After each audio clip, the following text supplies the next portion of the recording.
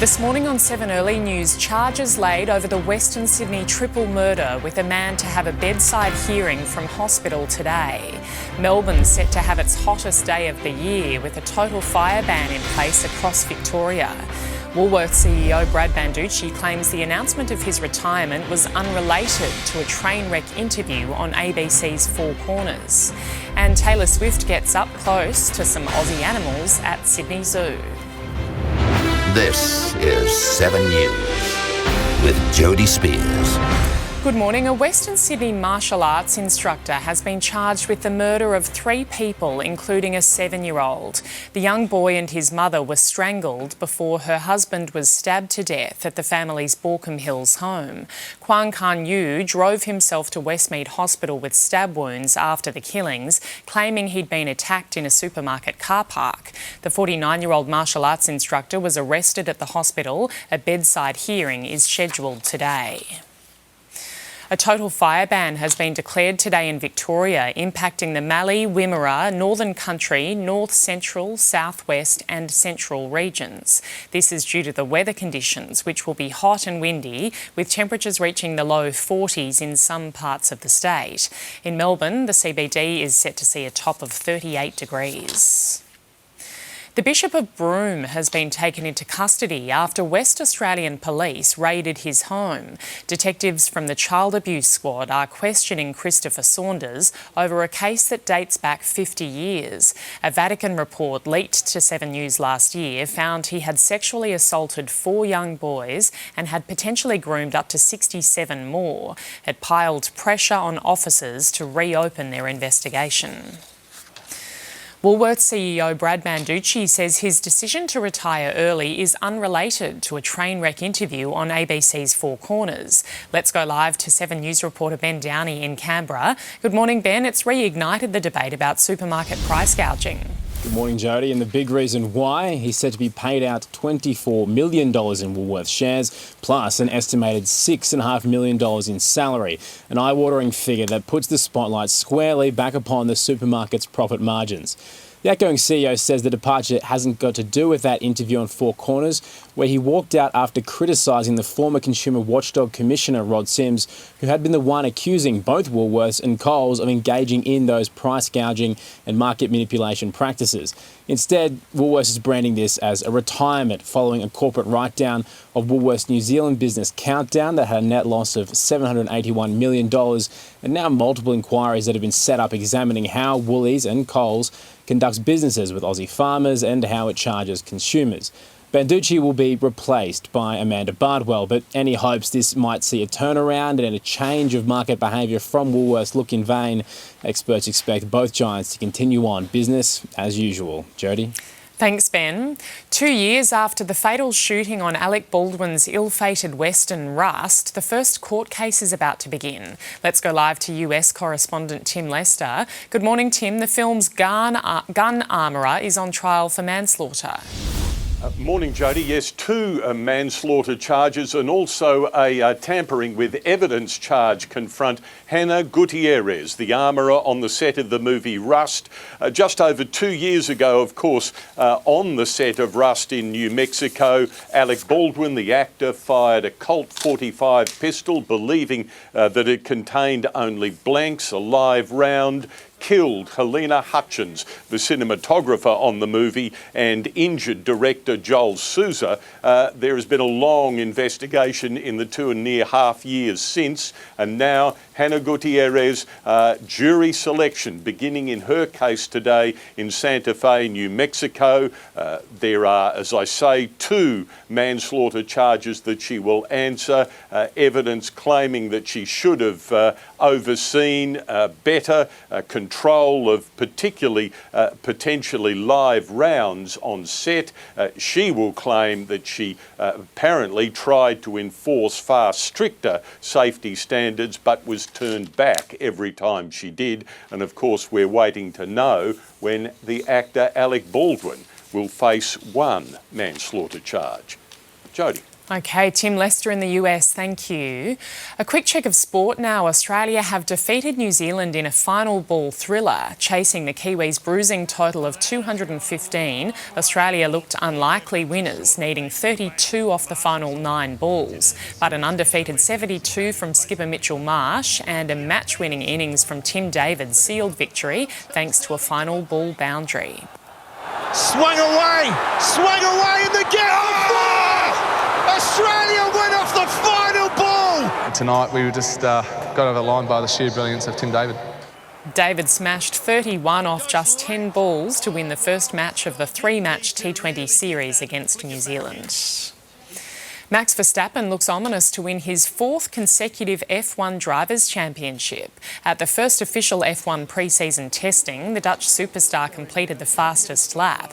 Aussie star Oscar Piastri clocked 57 vital laps for McLaren, and fellow countryman Daniel Ricciardo finished with an impressive 4th fastest lap. And he's finding a bit of consistency with the car as well. Overall, this RB looks a pretty handy machine right now. Ricciardo getting his eye in. The F1 season begins in just over a week.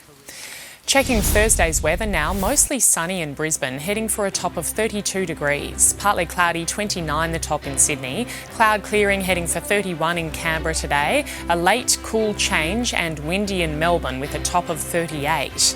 Becoming windy and partly cloudy in Hobart today, 36 degrees. Sunny and 33 in Adelaide. Similar conditions in Perth today. And a shower or two and a possible storm in Darwin, heading for 33.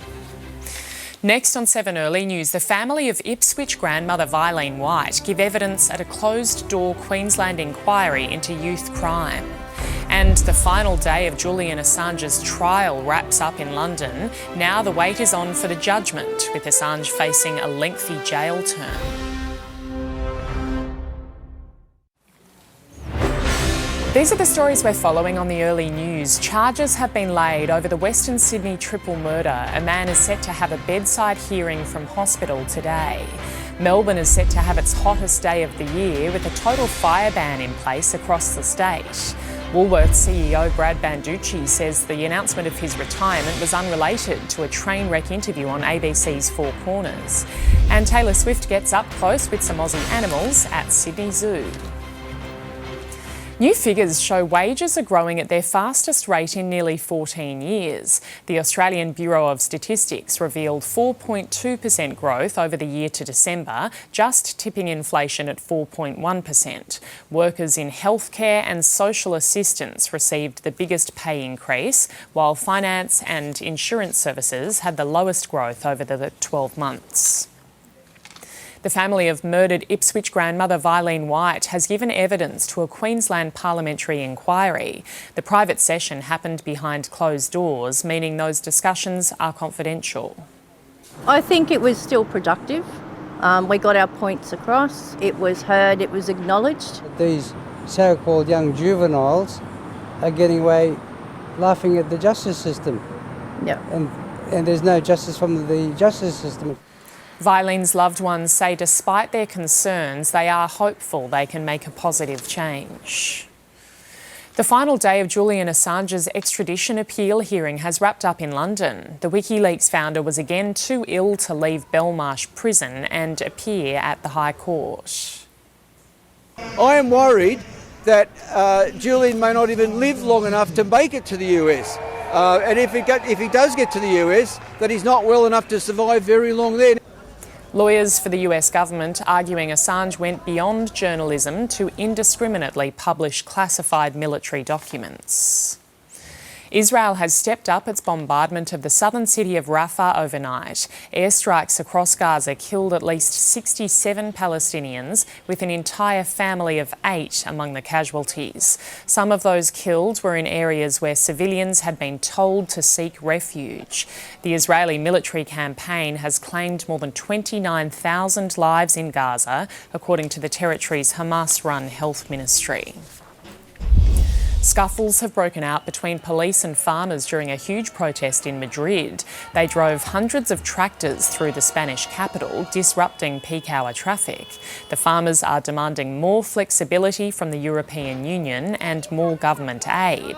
They say EU regulations, along with high fuel and energy costs, make it difficult to make a profit. Questions are being raised about the effectiveness of Britain's nuclear deterrent after a missile test launch failed for the second time in a row. The Trident missile's booster rockets misfired when it was launched from a Royal Navy submarine off the coast of Florida. The UK's Ministry of Defence has described the failed launch as an anomaly. There's been a landmark court decision in America that could one day end IVF there forever.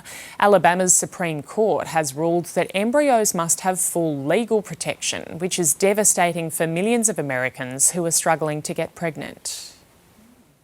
Inside this freezer, a collection of frozen embryos, which in the eyes of Alabama's highest court now have all the legal status and protections of a living child. Ultimately, patients will be harmed by this decision. The bombshell ruling, the first of its kind in America, found embryos cannot be destroyed, adding that unborn children are children without exception based on developmental stage. It sparked a wave of warnings from doctors who fear it'll now lead to the certain closure of the state's IVF clinics, with questions now over how to indefinitely store embryos.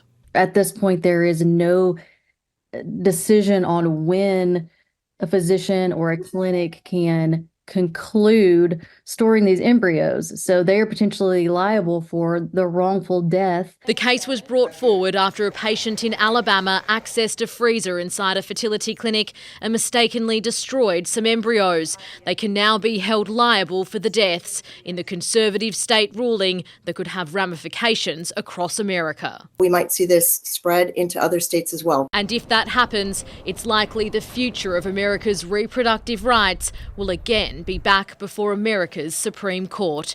In the United States, Miley Hogan, 7 News.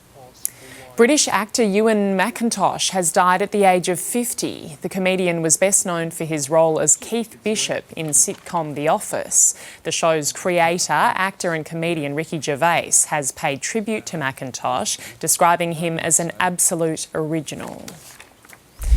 Hollywood director Martin Scorsese has been honoured at the Berlin Film Festival. The Oscar-winning filmmaker accepted an honorary Golden Bear for lifetime achievement. The 81-year-old says he has no plans to retire and wants to keep making pictures. Scorsese's most recent film, Killers of the Flower Moon, has been nominated for 10 Oscars, including Best Picture. An out-of-control satellite is expected to hurtle through Earth's atmosphere today, almost 30 years after it was launched. The satellite, known as ERS-2, is expected to break up on re-entry and burn up. The European Space Agency, which is monitoring the satellite, says it's impossible to predict exactly when and where it will happen. The agency says there's a slight possibility some of the satellite's fragments could reach Earth, but will most likely fall into the ocean. Checking finance now, the Dow Jones is down 112 points. The Nasdaq fell 127 points. In London, the FTSE lost 56 points and Germany's DAX gained. Closer to home, Japan's Nikkei closed down. Hong Kong's Hang Seng up 225 points. The All Ords fell 51 points. The ASX 200 down 50. On the commodities market, gold is trading at $2,022 an ounce. Oil is $77.5 a barrel. The Aussie dollar buying 65 US cents, 98 Japanese yen and $1.06 New Zealand. Next on 7 Early News, the South Australian Parliament is racing to change laws as the Snowtown murder accomplice is granted parole. And more than a dozen specialist detectives have been called in to aid the search for missing Ballarat mum Samantha Murphy as the police continue to look for leads. The stories we're following on the early news. Charges have been laid over the Western Sydney triple murder. A man is set to have a bedside hearing from hospital today. Melbourne is set to have its hottest day of the year with a total fire ban in place across the state. Woolworths CEO Brad Banducci says the announcement of his retirement was unrelated to a train wreck interview on ABC's Four Corners. And Taylor Swift gets up close with some Aussie animals at Sydney Zoo. An accomplice to the bodies in the Barrels murders in Snowtown has confirmation that his time in jail is set to end. The parole board in South Australia has granted Mark Hayden's release, describing his behaviour in prison as excellent. 11 people were killed. 8 of the victims were found decomposing in barrels filled with acid. Within days, the 65-year-old will be moved to a low-security facility before he's let out. There are conditions to his freedom, including an electronic bracelet and a curfew. More than a dozen specialist detectives have been assigned to the case of missing Victorian mum Samantha Murphy. The expansion comes 18 days after the mother of 3 vanished after a Sunday morning run. Detectives from a range of areas, including fraud, sex crimes and armed robbery, will now chase leads from hundreds of information reports. It's now claimed Sydney's asbestos saga could have been dealt with weeks faster. The Firefighters Union is asking why their hazmat skills weren't called in earlier, saying that delays have put the public at risk. This comes as Oran Park Fire Station has been confirmed as the latest positive site in the growing asbestos crisis. Veteran Melbourne broadcaster turned politician Darren Hinch has revealed he's fighting a deadly form of cancer. The larger-than-life media personality was diagnosed with melanoma just days before his 80th birthday. The so-called human headline will start cancer treatment in a month, confident that he can cheat death again after beating liver cancer 13 years ago. Some of the world's biggest dating apps are being sued in America, accused of deliberately trying to get users hooked rather than happy. The claim is simple enough: it's more profitable if users stay single and get addicted to the apps. Because when you find the real thing, you won't need us anymore. If you're single and swiping, you've likely heard the claims made by the biggest dating apps out there. It starts with a swipe. Maybe so, but it could also soon end in a US court, with a case brought against Match Group, the parent company of Tinder and Hinge, accusing them of operating a predatory business model that has altered social reality. The infinite scroll and swiping features. It's the gamification of relationships, the use of rewards, the ever-increasing subscription fees. Those subscription fees run into the hundreds of dollars a year, and it's argued there's no incentive for these apps to actually help users find love, instead pushing an addictive algorithm and interface, encouraging compulsive use. Their claims Match Group resents. We actively strive to get people on dates every day and off our apps. This lawsuit is ridiculous and has zero merit. Still, research has found 9 in 10 singles believe they are addicted to the apps, with a staggering 70% feeling it's had a negative impact on their mental health. We all need to kind of shed a light on any of these technologies that foment addiction. In the United States, David Woodward, 7 News. To sport now, and Australia have defeated New Zealand in a final ball thriller. Chasing the Kiwis' bruising total of 215, Australia looked unlikely winners, needing 32 off the final 9 balls. But an undefeated 72 from skipper Mitchell Marsh and a match-winning innings from Tim David sealed the victory thanks to a final ball boundary. Swung away in the gap. Oh! Australia went off the final ball. Tonight we were just got over the line by the sheer brilliance of Tim David. David smashed 31 off just 10 balls to win the first match of the 3-match T20 series against New Zealand. Max Verstappen looks ominous to win his 4th consecutive F1 Drivers' Championship. At the first official F1 pre-season testing, the Dutch superstar completed the fastest lap. Aussie star Oscar Piastri clocked 57 vital laps for McLaren, and fellow countryman Daniel Ricciardo finished with an impressive 4th fastest lap. And he's finding a bit of consistency with the car as well. Overall, this RB looks a pretty handy machine right now. Ricciardo getting his eye in. The F1 season begins in just over a week. Melbourne Demons captain Max Gawn is using Clayton Oliver's resurgent off-season as inspiration. The star midfielder is back in the D's calculations for round 1. Discussion about it. Yeah, I'm comfortable. I'm comfortable both ways. I'm starting to be inspired by the Clay Melville story. It still lets me down from time to time. We're still incredibly close. Melbourne face the Sydney Swans at the SCG in 2 weeks. Next on 7 Early News, a closer look at how the weather's shaping up in your part of the country. Taylor Swift has been spotted spending her downtime getting to know the locals in Western Sydney. The singer and her entourage getting up close and personal with some Aussie animals at Sydney Zoo. The group were given a private tour of the native animal section. Taylor's first Sydney show kicks off at Accor Stadium tomorrow night. Taking a look at the weather around the country now. Around the capitals, mostly sunny in Brisbane, heading for a top of 32 degrees. Partly cloudy, 29 the top in Sydney. Cloud clearing, heading for 31 degrees in Canberra. A late cool change and windy in Melbourne with a top of 38. Becoming windy and partly cloudy in Hobart, a top of 36. Sunny in Adelaide today, 33 degrees. Similar conditions in Perth, and a shower or two and a possible storm in Darwin.